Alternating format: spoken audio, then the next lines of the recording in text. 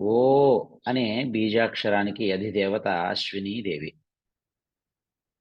ఓ అనే బీజాక్షరాన్ని గురించి మంత్రశాస్త్రము శ్లోకముగా ఈ విధంగా చెబుతుంది. ఓకారం ఈశ్వరం చైవ లోకవశ్యకరం భవేత్ చిత్తచాంచల్య నిగ్రహం జ్యోతిర్మయం అనుగ్రహం.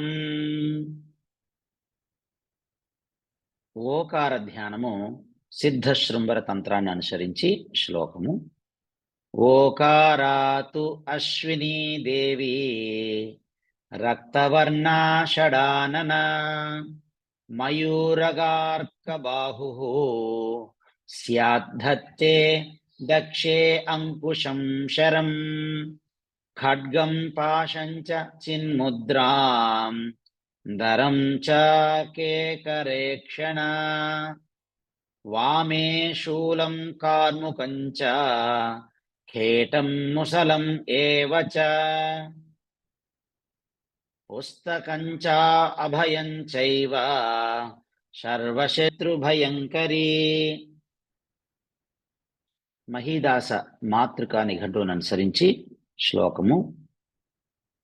సద్యా జాతో వాసుదేవో రుద్రోదంతస్త్రిమాత్రకః రుద్రోదంతస్త్రిమాతృకః ఆప్యాయని మంత్రనాథ ఓకారో నాగసంజ్ఞకః. మధ్వాచార్య మాతృకా నిఘంటువును అనుసరించి శ్లోకము. ఊర్ధ్వదంతాలిజ సద్య సంకర్షణస్త్రిమాత్రకః మంత్రేషో నగసంజ్ఞశ్చ మాత్రేషస్త్వోశ్వర స్మృతః. ఓ అనే బీజాక్షరాన్ని గురించి మంత్రశాస్త్రము తాత్పర్యంగా ఈ విధంగా చెబుతుంది. ఓ అనే ఈ బీజాక్షరానికి అధిదేవత ఈశ్వరుడు. ఓ అనే బీజాక్షరము జ్యోతి స్వరూపమైనది. ఓ అనే బీజాక్షరము చిత్త చాంచల్యాన్ని అరికట్టి దేవతా అనుగ్రహాన్ని కలిగిస్తూ లోకవశ్య ఉపయుక్తమైనదిగా ఉన్నది. ఓకార ధ్యానము సిద్ధశృంభర తంత్రాన్ని అనుసరించి. తాత్పర్యము.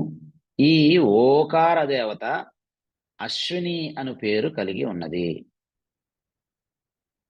ఈ అశ్విని దేవత 6 ముఖములు 12 చేతులు నెమలి వాహనముగా ఈ అశ్వినీదేవికి కలవు.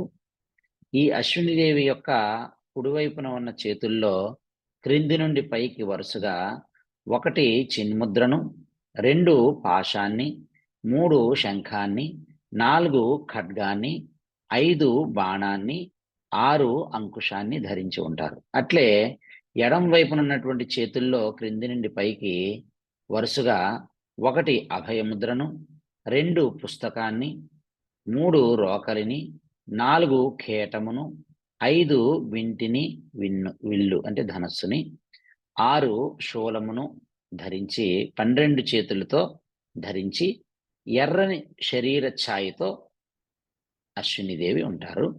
ఈ అశ్వినీదేవి శత్రువులెల్లరకు భయాన్ని కలిగిస్తూ ఉంటారు. మహీదాస మాతృకా నిఘంటువును అనుసరించి తాత్పర్యము. సద్యోజాత వాసుదేవ రుద్ర దస్త త్రిమాత్రక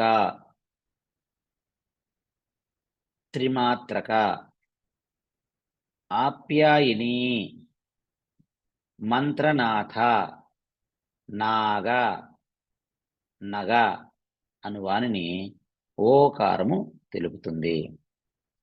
మధ్వాచార్య మాతృకా నిఘంటువును అనుసరించి ఓ అనగా సంకర్షణ మాత్రేష అను వానిని తెలుపుతుంది.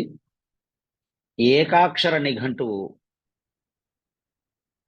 ఓ అనగా కమలము, గోడ, ఉదకము, కుబేరుడు, చంద్రుడు, మేఘము, యోని, బృహస్పతి, ఇంద్రుడు, బ్రహ్మదేవుడు, సందేహము, స్మరణము, మొల, పిలుచుట, సంబోధనము, ఆహ్వానము అనే అర్థాలను తెలుపుతుంది.